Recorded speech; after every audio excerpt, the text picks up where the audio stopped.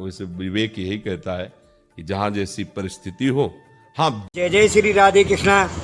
प्याज लहसुन को लेकर के इतने इतने बकवास इन लोगों ने अपना, जो भी संत महंत और क्या कहें कुछ समझ में नहीं आता। जो आधुनिक गुरु, उसमें चाहे श्री बागेश्वर धाम सरकार हो या यहाँ तक कि जो बहुत पुराने और बड़ा सम्मानीय राजेंद्र प्रसाद जी, उन तक ने, राजेंद्र दास जी महाराज ने भी जो कुछ उस प्याज के ऊपर, और वो भी ग्रंथों का नाम लेकर के क्या क्या बोला है, कुछ समझ में नहीं आता। अरे आपको क्या ज़रूरत है इतना सब एक्स्ट्रा अपनी तरफ से कुछ भी बोलने की? क्योंकि अगर ग्रंथ के मुताबिक बोलोगे तो आप सबके सब एक जैसा बोलोगे ना। अब उसमें श्री सुदर्शनाचार्य जी महाराज कुछ और कह रहे हैं। एक संत हैं जिनके लिए आप सुनेंगे, उनकी किसी भी वाणी में मैंने अभी तक बहुत ज़्यादा किसी तरह का कोई उतार चढ़ाव नहीं देखा है। जो भी है बिल्कुल नीट एंड क्लीन बोलते हैं। श्री प्रेम, आगे प्रेम के आगे आप समझ सकते हैं। उनकी वीडियो लीजिए, सुनवाता हूँ मैं। पहले इनकी वीडियो सुनिए आप।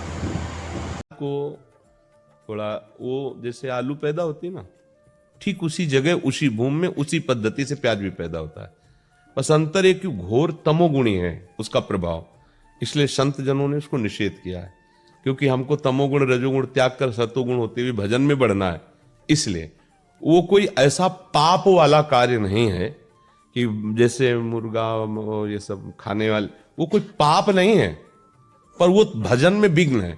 अभी बच्चे हो, अब जैसे कोई आर्मी में है, नौकरी में, ऐसे बड़े व्यापार में, या और ऐसे पढ़ाई लिखाई में, अब उनके लिए कहते तुम ये साधु महात्मा और जो भगवत मार्ग में अच्छे से चल रहे हैं, ये उनके लिए है कि आप प्याज लहसुन कोई ऐसा नहीं कि जैसे शराब मछली मांस ये त्याज्य है, ऐसे वो उसके लिए उसी कोट से होगा जो भजन करने के लिए चल रहा है, क्योंकि तमोगुणी चीज है। लेकिन आप लोग जैसे गृहस्थ हैं, आप बच्चे हो, कोई नौकरी में है, कोई ऐसे, अब वो कहां पंडिताई झाड़ते घूमे भैया प्याज लहसुन, तो हमें लगता है कि फिर बाहर आपको बड़ी समस्याएं आ जाएंगी, या तो फिर बैरागी बनना पड़ेगा, नहीं तो फिर कैसे आप एक दो दिन सेव खा के रह सकते हो।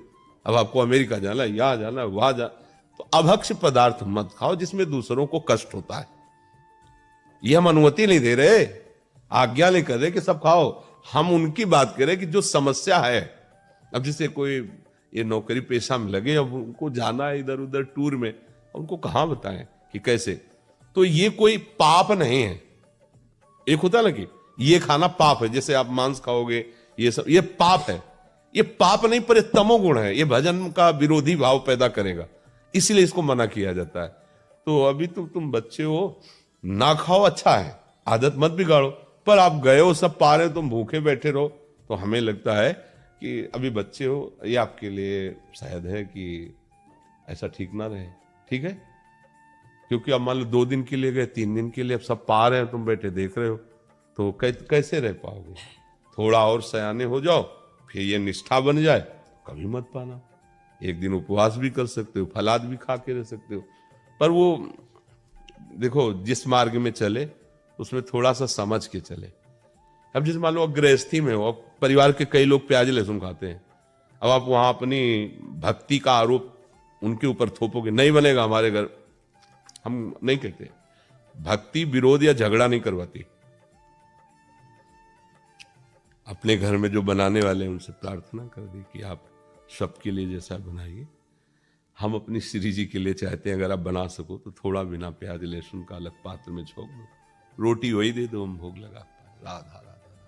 झगड़ा कलह अशांति ये सब ठीक नहीं है। भक्ति तो बहुत राक्षसों के बीच में रहकर भक्ति कर रहे हैं विभीषण जी, आसपास जहां जिंदा आदमियों का मांस खाने वाले नरभक्षी राक्षस, ऐसे जिंदा जैसे अपने लोग ककड़ी खीरा खाते ना, ऐसे वहां रांधने की जरूरत नहीं, ऐसे जिंदा गाय भैंसा ऐसे खाते हो। और एक एक नहीं कि एक भैंसे में हो गया, वो तो सो रहे थे, कुंभकर्ण जी अगर रोज जगे रहे तो सृष्टि खत्म कर दिया ऐसे खाने वाले। और उनके बीच में रह के भजन कहते हमारे भजन का वातावरण ठीक नहीं है। अब देखो भजन का वातावरण अगर कुटिया से बाहर विभीषण निकले तो बताओ, आसुरी प्रवृत्ति का बोलवाला है लंका में, केवल आसुरी प्रवृत्ति का, लेकिन वहां रह करके राम भक्ति ऐसी कर रहे हैं, भगवान कह रहे तुम सरीखे संत प्रेम हो रहे।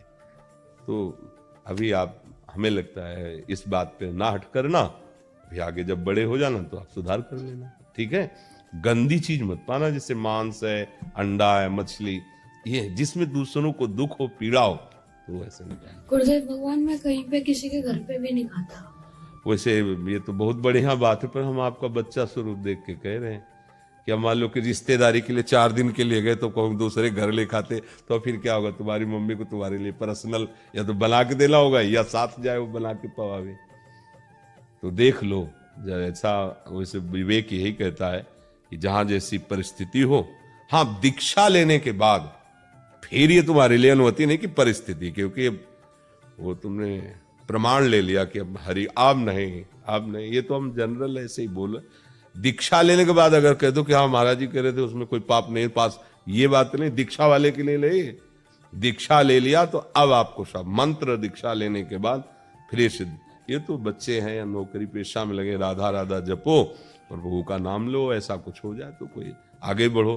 पर ये जो दीक्षा ले चुके उनके लिए ऐसा नहीं कि आप प्याज लहसुन ऐसा सब पा सकते हैं, देखो उनके लिए कहा कि घर वाले पाए, आप सावधानी से रहें। तो आपने अभी सुना श्री प्रेमानंद जी की पावन वाणी को, वो इतना सटीक जवाब देते हैं, इतना सटीक उनका बोलना लगता है मुझे, किसी तरह की कोई मिलावट नहीं। और बाकी इस प्याज और लहसुन के लिए कोई राक्षसों का मल से बता रहा है, कोई किसी तरीके से बता रहा है, कोई कहता है ये पूजा में से लुढ़क गया था, ठीक है। उस प्याज के अंदर एक तामसी गुण है, उस तामसी गुण के लिए खास तौर से जिन्हें थोड़ा सा कुछ ब्रह्मचर्य का पालन करना है, क्योंकि भक्ति के लिए ब्रह्मचर्य नितांत आवश्यक होता है। और जो लहसुन प्याज है इसमें तामस के गुण हैं, तामस होता है, इसलिए वो हमारे ब्रह्मचर्य को भी डिगाता है। और मैं ये नहीं कह रहा ये किसी ग्रंथ में लिखा है, लेकिन क्योंकि जो हमारे जैसे तो कुछ भी नहीं, जो बड़े बड़े गुरु महाराज हैं वो अपना एक लोग उन पे आस्था रखते हैं, विश्वास रखते हैं, इसलिए उनकी बात को मान भी लेते हैं। शायद हो सकता है ग्रंथ में लिखा होगा, ऐसा कहीं कोई ग्रंथ में नहीं लिखा है। तो मेरी उन सभी से ये विनती है कि प्लीज़ आप अपने वक्तव्य को या तो एक जैसा बोलें, वरना इस तरह से अलग अलग प्रस्तुति अपनी ना दें। कृपा करके सनातन की रक्षा के लिए और अपनी अच्छी प्रतिष्ठा के लिए अच्छा बोलिए और सच्चा बोलिए। अपनी बात बनाए रखने के लिए कुछ भी मत बोलिए। अरे आप प्रेमानंद जी महाराज के लिए देखिए, लोग दिल से सम्मान करते हैं,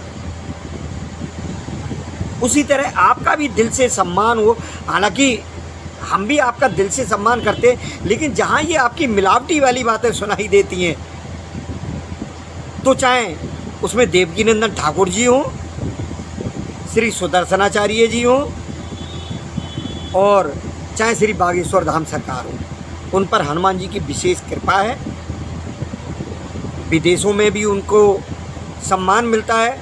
लेकिन एक जो प्याज वाला टॉपिक है, उस पे मैंने आप लोगों के जब वो सुने तो सिर्फ संतुष्टि मिली, तो केवल प्रेमानंद जी महाराज से।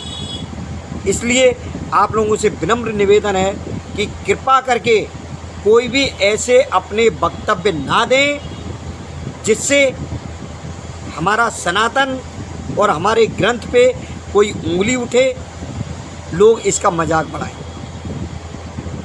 प्लीज़ मान जाइए और बात वही कहिए जो सच है। अगर आपको नहीं समझाना आ रहा है तो उस टॉपिक को हटा दीजिए, मत करिए उस टॉपिक पर चर्चा। ज़रूरी नहीं है कि सारा ज्ञान हर किसी को होता है। आप बेशक चाहे कितने भी बड़े स्तर पर बैठे हुए हैं, इससे मतलब नहीं है, लेकिन आप भी अपने लिए ये मान के चलिए,